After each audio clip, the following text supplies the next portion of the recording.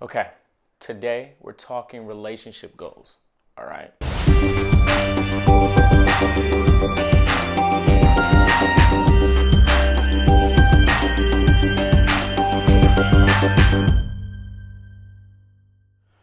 All right, so a quick recap of the day.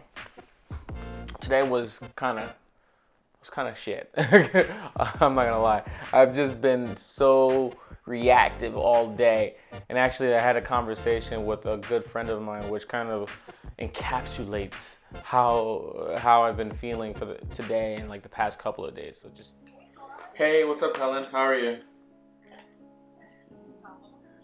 Yeah, and so like I just started this challenge on Instagram around like building your tribe, and so like yeah, it's really cool because the idea is like really helping people to facilitate connections with people who are gonna help them, who are gonna uplift them, support them as they're like kind of going on their journeys towards their goals and stuff. Doing a bunch of other things, and so everything just takes a lot of time. Like for the past couple of days, I've been like sleeping in late and just like my morning routine has been shit, and I'm just like not really on top of things like I would like to be. There's something that's brewing, and I just got to keep powering through and just like keep connecting with more and more people, and opportunities will hit. You know, like I'm not sure what it's gonna look like, but I'm positive that it's gonna be amazing when it happens. What about you? What's up with you right now? So, as you can see, even though things aren't necessarily the best, things are still very good. You know, like it's all a matter of perspective, I realize. And I also realize that it's so important to have people in your life who kind of uplift you when you're feeling down, who you can call on to just unload sometimes, or to get an objective ear, or to just support you with whatever it is that you're up to. And that's one of the big reasons why one of my main emphasis in this channel and all of the content that I create is relationships. You know, just the people in your life really are like your fuel.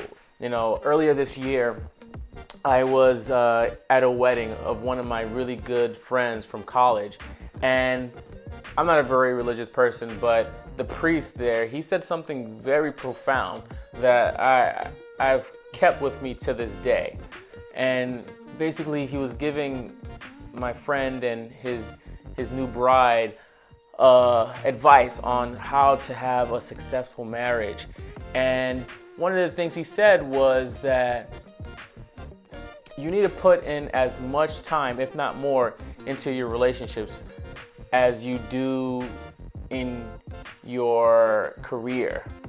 And it really struck a chord with me because I put a lot of time into my career and the impact that I'm making in the world, but sometimes I realize that I don't necessarily give my relationships the attention that they're due. After college, I realized that it could be kind of tough to really stay connected with everybody. Everybody's doing their own thing. Some people are in like finance, and other people are in grad school, and then some people are traveling around the world, and everybody's really we're at that point in life, you know, especially late 20s, where people really start to diverge paths, and it can be tough to really stay in touch, even in a big city like New York, where theoretically it should be easy to stay connected and with the internet and social media, but it's not because everybody's just doing their own thing, and sometimes it feels like this huge burden or this huge task to just pick up the phone and call someone,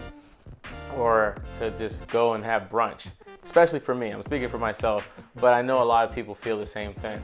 And this is why I've been really forming powerful habits, or at least trying to form powerful habits around staying connected and really developing those skills that make a relationship flourish, essentially. There are four big things that I want to do. One is to listen actively. Two is to connect with my peoples. Three is to have to answer my messages every day. And four, to connect with my girlfriend at some point in the week and have a quality time. And the reason for these things is because I want to make sure that I actually do them. And so listening actively, why is that important? Because do you ever have conversations and you're talking, but you don't actually really care about what the person says. You're actually probably more invested you're paying more attention to like what your thoughts about what they said is and what you're going to say. And so you're not really in the conversation, you're in a conversation in your head about the conversation, if that makes any sense. The second thing is I want to make a concerted effort in connecting with people. Just in my list I say an old friend and like a kind of an old connection, someone you knew before who just kind of fell out of touch with, someone who's really close to you, a close friend, someone who is I'm not remembering. What did I say? Oh, okay. Someone who's in your family, a mentor figure, and like a new connection. I keep looking back because I don't always remember it. This is why I write things down. And I've done a decent job in general with relationship goals, but some weeks I don't necessarily do connect with all of those people, and mostly because of fear, I think, and just I sometimes try to avoid uncomfortable conversations and situations because people are like, hey, where are you? What's up with you? Blah, blah, blah. And sometimes I'm just like, I'm not where I want to be and I don't want to talk about it. And that's not an excuse. Okay, so the third thing is answer my messages, because I've become really bad at answering messages. I don't know where it started. No, actually, I do know where it started. I used to answer my messages religiously, and then people would respond days, weeks afterwards. And I was just like, oh, wow, like nobody actually cares. So, I'm not going to do that. If people don't care to respond to me, like right when I send them the message or within 24 hours, why should I do that to them? And that was a terrible mindset to have in retrospect, because now I'm like the worst, and I know how I felt when people didn't respond, and now I'm doing that to other people. So I'm making a very concerted effort of responding to my messages, whether it be text, Facebook, blah, blah, blah. But it's a work in progress. And the fourth thing is Glyvolner time. So that's me and my girlfriend, and I want to make sure that, like that pre said, I invest quality time into my relationship. More, probably more so than I do into my career and to everything else that I'm doing, because at the end of the day, what are we doing this for? Why work so hard and stuff? Because you want to share that with other people, the people you care about, the people you love.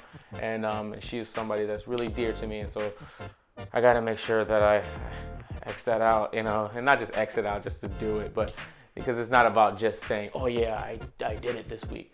It's about actually making sure that I give each of these relationships the attention that they deserve. And if I'm not, then it just doesn't work for me.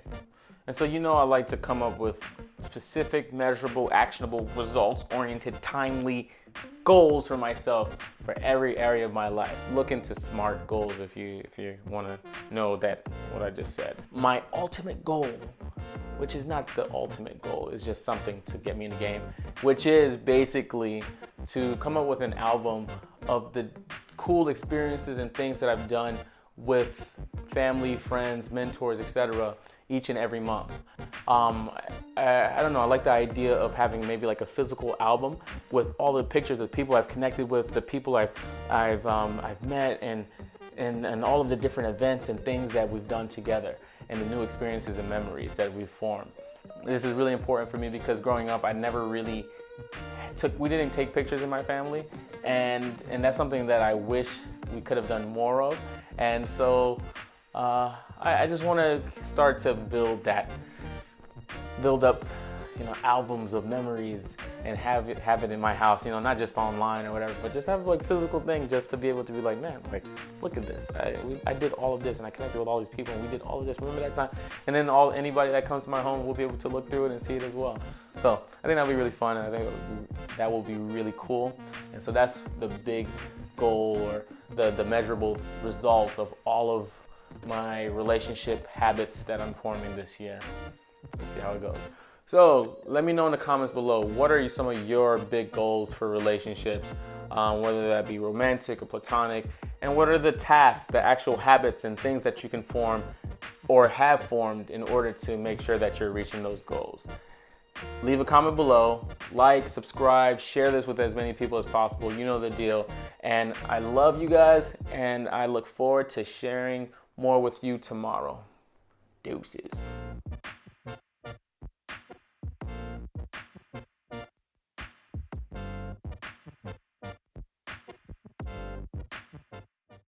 I love people. That's why I do this.